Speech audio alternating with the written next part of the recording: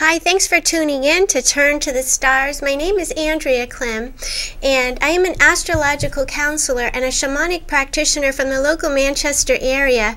And today we've got a really great show planned for you. I have a very special guest, Lucia Read, and she has come here to, she's from Charlestown, New Hampshire, and she is a psychic medium, author and host of a TV show called The Third Eye. And I just want to say a great big welcome. She's traveled quite a ways to be here today, so thanks for coming, Lucia. Thanks, Andrea.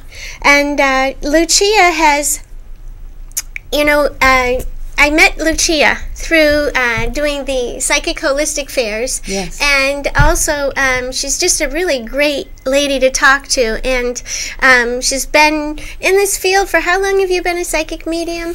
Well, my mother was a psychic medium, a practicing medium, so I've been around this work my whole life. I've been studying mediumship and psychic phenomena my whole life. Wow, that's a lifetime long Yes. of doing this work. Yes. And you can really have to have respect for people that have been following that path for their whole life. Well, I was fortunate, Yes.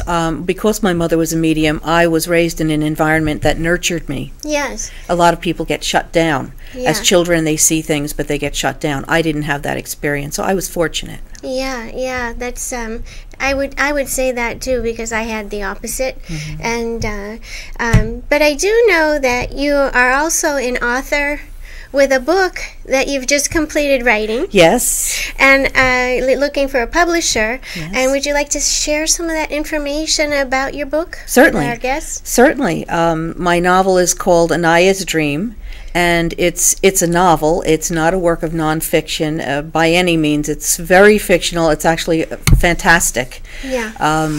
It starts with a dream. It's visionary fiction. It starts with a dream, and it goes from there into a sort of fantastic adventure and magical lands. My intention was to enlighten as well as entertain. Enlighten as well as entertain. So hopefully there are some good thoughts in there while people are hopefully entertained reading this far-out adventure. I had a lot of fun writing it. I really wrote it for myself. Yeah. So it's in final it's finished, but I'm just tweaking it, just giving it a little blue pencil go over now, and then I'll be sending it off to a publisher, so we'll see what happens. Yeah, well, I certainly wish you the best with that. I can't wait to read it myself. Thank you.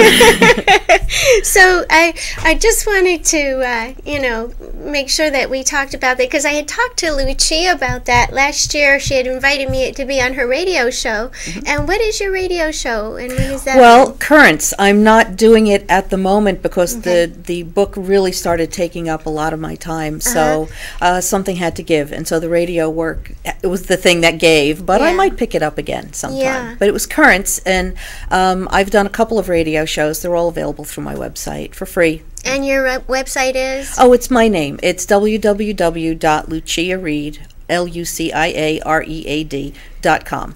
That's it. Perfect. And so today we are going to be talking about spirits in the house. And can you tell us about your work with this fascinating topic?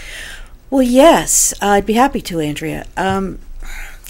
As a psychic medium, people come to me from time to time and tell me that they're uncomfortable in their homes, or they're hearing knockings, or they're seeing shadows, or whatever might be going on.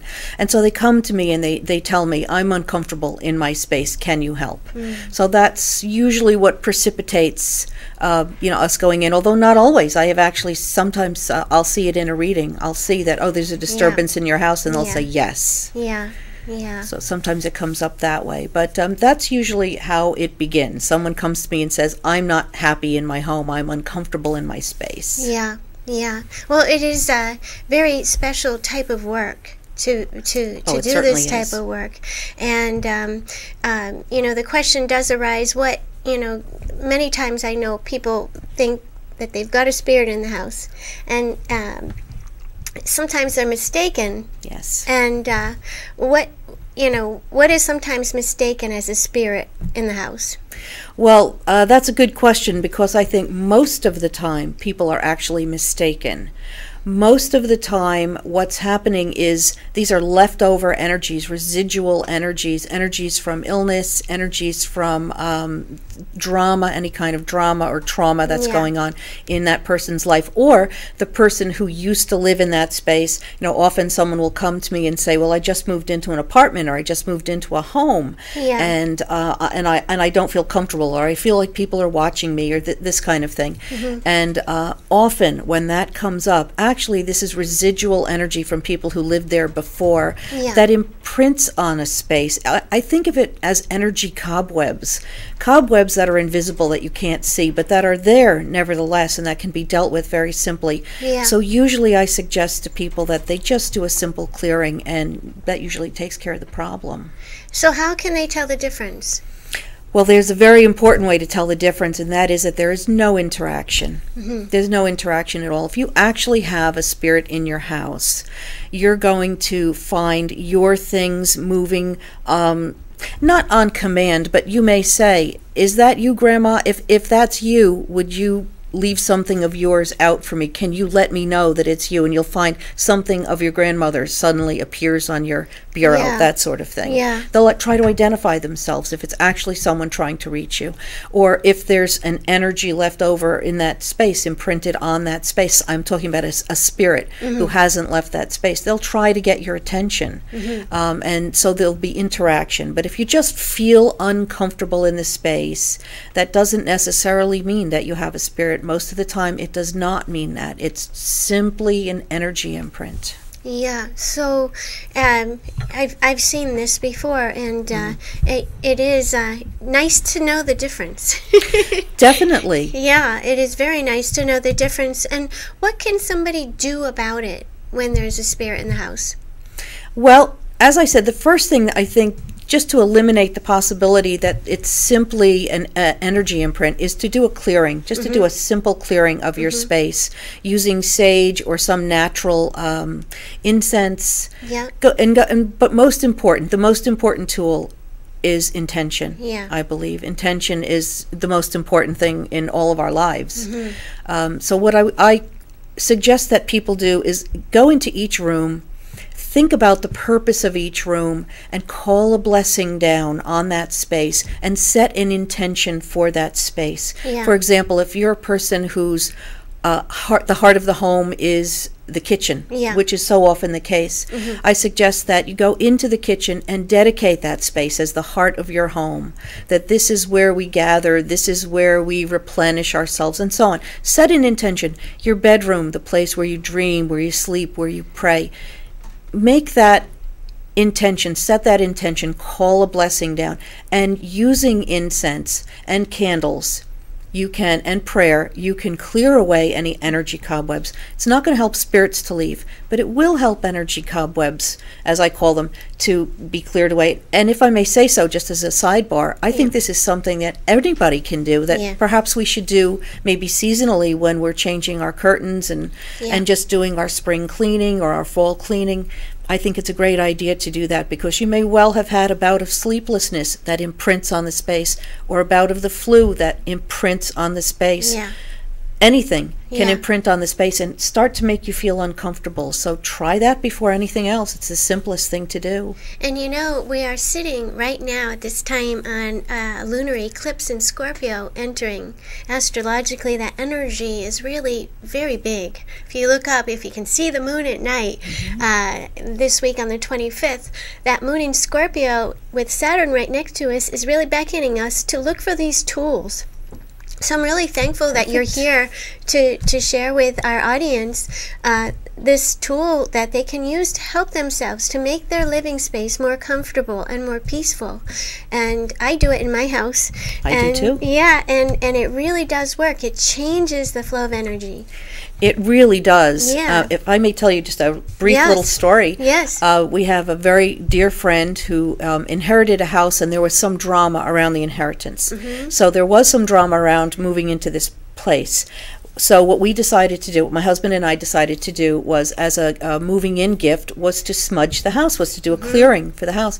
So we went in, we brought, and we gave her the basket with the candle and the incense and everything after we'd used it, the bell and so on. Yeah. And her son was out. Her son was about 20 years old at the time. He was out for the day. He walked in after we had done the clearing, and as soon as he walked in the door, he asked, "Did you guys move the furniture while I was out?" And we said, "Well, we moved something, Johnny. It wasn't the furniture, but we certainly did move something. We moved the energy." And so to me, that was, if I needed proof positive, that was it. Yes. As someone who had no idea we had performed this clearing, could feel the energy shift. Yeah, and that is really nice, that confirmation of someone coming in that had been there before and felt what it felt like, energy felt like in that house, you know? So, what are some of the reasons that you could tell us why a person's spirit would stay in a house? Well, I think the most common reason is for love and support. Most commonly, when there actually is a spirit, it's your sister, your brother, your grandmother, your best friend. It's someone who loves you. Yeah. It's someone who loves you, and usually they're coming around to offer support. So if you're going through a period of time right now where you're feeling that you're under stress, perhaps at work or whatever it may be, and you start to feel an energy at home, before you decide that this is a negative event that's happening, think about it. Maybe ask in prayer about it, because you may find that this is actually your best friend who's coming around to offer support and just a loving presence. Yeah. Yeah. So most of the time, that's what it is. When there actually is someone, it's someone you know and love. Do you find that, I have found that a lot of times too, that there's times where a person that's in that house has not let go of that spirit, and that spirit is staying there because they're being held by the person living in the house. That I found that before. That can happen, yes. Yeah, my dog usually sees them. Oh, yes. Well, them. That's another good indication that there is actually someone there, and it's not just energy. If you have pets and your pets are reacting to someone or something you can't see, that's another indication that there actually is a spirit there. But don't jump to the conclusion that it's something to be afraid of, because 9 times out of 10, it's someone you know and love. Right, and they're there because they love you and they're supporting you. And have you ever come across a spirit portal in doing this work? Absolutely, I have. And a spirit portal is something else. A spirit portal is a place that energetically, I think, working with the ley lines, with Gaia's natural energies, it's a place that facilitates spirit movement. And when that occurs, when you have a portal, often water, I find that there's often water either flowing underneath a home where there's some activity, or right behind the house, or right in front of the house. Yeah. So when you do have something like that, a natural element that is actually facilitating spirit communication, then I would ask, if I were to move into such a place, I would ask, why am I here? What am I here to learn? Why has spirit brought me here? Yeah. Because I think that I don't believe that things just happen willy-nilly. I don't believe in coincidence. We are brought to places for a particular reason. So if you actually are in a space that has spirit activity, that's not grandma, that's not just last month's flu imprinting on the space, but that actually is a spirit presence, I would ask why. What can I learn from this experience, and why have I been brought to this experience, and what is the blessing in this experience for me? Right. And I have found, and it sounds like, I'm sure you have, because this is your specialty, and that sometimes those spirits are meant to stay there. Yes. They're meant to stay there. And it's not always that, they're there for a particular purpose and a reason. And so I found that as well. And but the question that comes up to me, what do you recommend to people who are experiencing spirit activity in their house? What would what would be your first line of activity? Okay. The first thing, I think, is to recognize that you're talking about a person, that these are people. That's the first thing to be aware of, that because we transcend to a higher vibration, we don't mutate into something unholy or strange or bizarre. We are people. We are still the same people. So even if it's not a loved best friend or grandmother or something like that, if it's someone you don't know who was in the space, who perhaps was in that home before you moved into it, I would keep in mind that this is a person. And if the person is acting out, this person may be traumatized. Sometimes they start to act out when they're ready to leave. And so what I would do, and what I do when I'm called in, is I bring a loving presence to the space. And I think that's the most important thing you can do, is bring a loving presence to the space. Because if you're reacting in fear, reacting in anger, you're exacerbating the trauma that that person is feeling or may be feeling, and you're making the situation worse. You're going to actually make more doors slam and more things happen by bringing fear or anger to the space. So bring a loving intention to the space. Understand that this is probably a traumatized person who is in this space. And think, I always like to think, if I were to, heaven forbid, if I were driving along the road and I found a car wreck on the side of the road and there was a traumatized person sitting on that curb, would I go up to that person and start yelling, "Be gone"? And of course not. You would put a blanket around their shoulders. You would stay with them until the ambulance came. You would do what you could to help and comfort. And it's really the same thing. These people are people,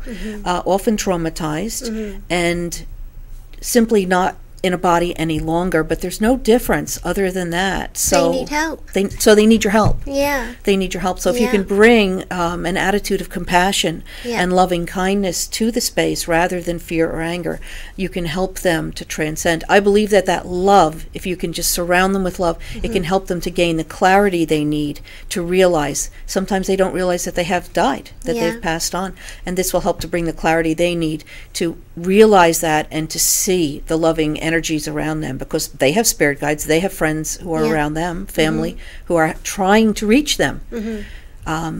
It's sort of like if you can imagine the worst day of your life, something terrible happening in your life. You're so wrapped up in your own drama at that moment that you don't really see the rest of the world. You don't see what's going on around you. And often when there is a traumatized spirit in your house, that person also is not really aware of what's going on around him or her. And by bringing calmness, love, and compassion to the situation, you help to calm them down so they can see. And they can see all the loving energies who are around them, who are trying to reach them, trying to help them to leave. Pretty much stuck. They get stuck in these periods. They get stuck in, being a kind, loving mother is what you're describing. Or friend, just a loving friend. Bring a loving, that loving friend energy, that nurturing energy to the person, to someone who is traumatized, confused, and maybe acting out. Would you recommend somebody try to do this on their own, or this is what you do, and they would contact you and for guidance, because for somebody that is unsure of themselves, I would certainly contact you if I was in that place, just for some guidance and because it can be. For that person that's stuck in fear of what's happening, there's a ghost, there's a ghost. And so it is really nice to have someone who can talk you through what's happening and help you to heal along with that spirit, seems. Yes, I'm happy to help in any way I can. I consider this soul rescue. And I think it's important work. It's important to help people. Actually, it occurred to me once, just the thought that someday when I transition, if someone comes up to me and says, "Remember me, I'm Annie, and you helped me. I was that spirit who was trapped in that house for 100 years." That sort of thing. It would just, wow. So to think that you can help, and you can do that. You can bring that loving energy to someone who needs help. Well, in shamanism, we call it psychopomp. This type of work, it's called psychopomp, and different belief systems, but they all go to the same place. Absolutely. Life is life, and you go through different experiences, learn different ways, different beliefs, but they all go to the same place. Yes. And is there And I know you talked about earlier something simple that people can do if they're uncomfortable in their house, which is, saging. And could you offer maybe a simple prayer that someone might be able to use? Because I've heard that question before. What would be like a simple intention for somebody who wants to just clear the energy in their house? Okay, I would never tell anyone what kind of prayer they should use, but what I would suggest you do is think about your intention for your space. What is your intention? Oh, and may I say, never disregard places where water flows. Bathrooms, laundry rooms, they're very important rooms. But to get back to your question, what I do is set an intention for each space, a loving intention. So just think about how you use the room. Is this the room where I sit and read and reflect?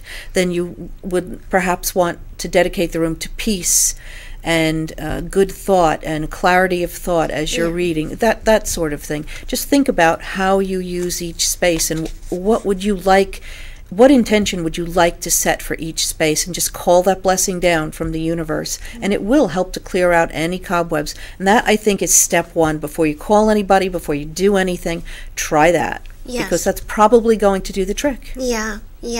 So they just methodically would start with that clear intention. Yes. And go through each room in their house. Yes. And step by step. Go through each room step by step, not disregarding any space, including hallways, closets. I don't leave any space out. I clear the whole space and see if that doesn't make an appreciable difference. Yeah. If it doesn't, if their doors are banging and things are going on and you really think you need help, then send out some loving energy. Ask if this is someone I know, communicate with me. Let me know that that's you, Alice, or that's you, Grandma, or whatever it may be.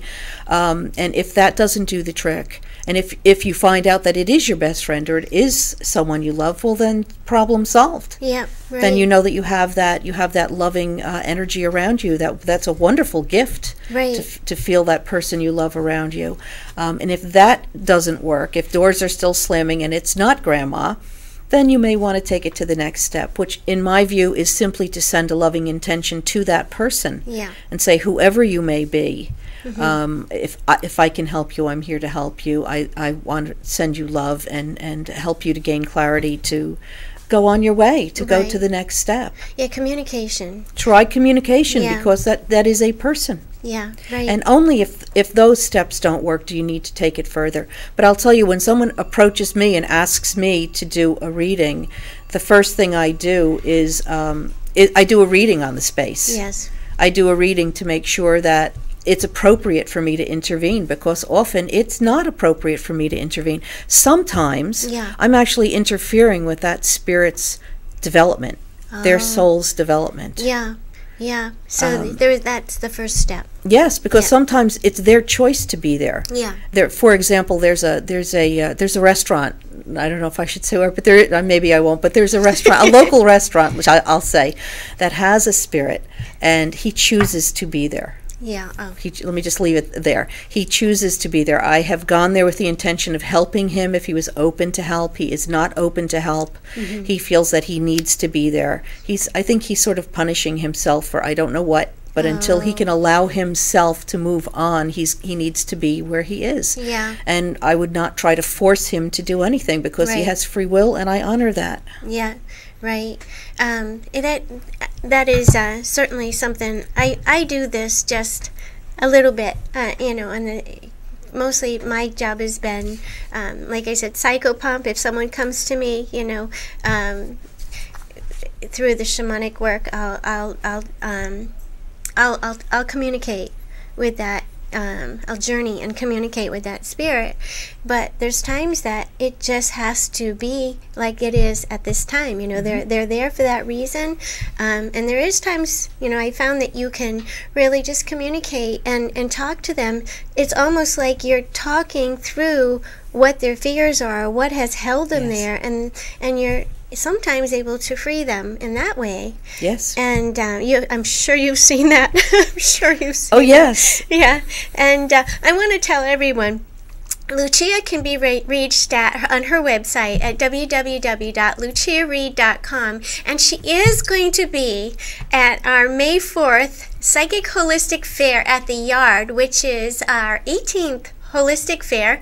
We're going on 3 years this summer of facilitating these, but Lucia is going to be there as one of our 12 readers offering psychic mediumship readings. So we would really love to see you there. It's a great event, and the theme of this fair is Origins of the Soul, and these are always channeled in through my spirit teachers and told that this is the theme, this is the focus of this time, and it's actually so appropriate with this solar eclipse that's coming in on May 9th. The energy of it will last the next 6 months. Oh. And it basically paints a picture of what the next 6 months of your life is going to be like. So we're so happy to be able to have such a great group of, such as Lucia, of readers, and we have a healing therapist and 5 vendors. So, and we're offering lectures, and Lucia is actually offering, what is your lecture? Mediumship 101. Yeah. Just sort of a primer on what is mediumship and what it isn't. Yeah. Yeah, and that is at 11 o'clock. Yes. And so you could come and sit down and listen to Lucia talk about this fascinating topic. And so that would be, that's a great Saturday thing to do. It is, yes. So everyone, I want to just, let you know that, Lucia has driven a long way to be here on the show today. So I really, I respect her very much for doing that and bringing that, her knowledge and her information of what she does, because it is a very genuine, special type of work. And, at this time that we're living in, everybody's looking for ways to manage their lives to bring more peace and comfort. And at Turn to the Stars, I always say, if we can help each other to help each other to help each other, this is the time we're living in. The age of Aquarius is about everybody coming together, and but we're at this place right now, universally, that we're identifying the things that in our lives which are sort of toxic, which are that we need to realize how to change these patterns, especially in how we relate to the world and how the world relates to us. So I'm really thrilled that you've come here and shared this information today, and I want to say thank you. Oh, thank you. Thank you. It's a pleasure. Yes, it has been a great pleasure. And everyone, Lucia Read at www.luciaread.com, just in case you missed that. But anyway, I want to say thank you for tuning in, watching Turn to the Stars, and we hope you have a great week. And thanks again, Lucia. My pleasure. And, thank you. And we will see you all next week, and until then, take good care.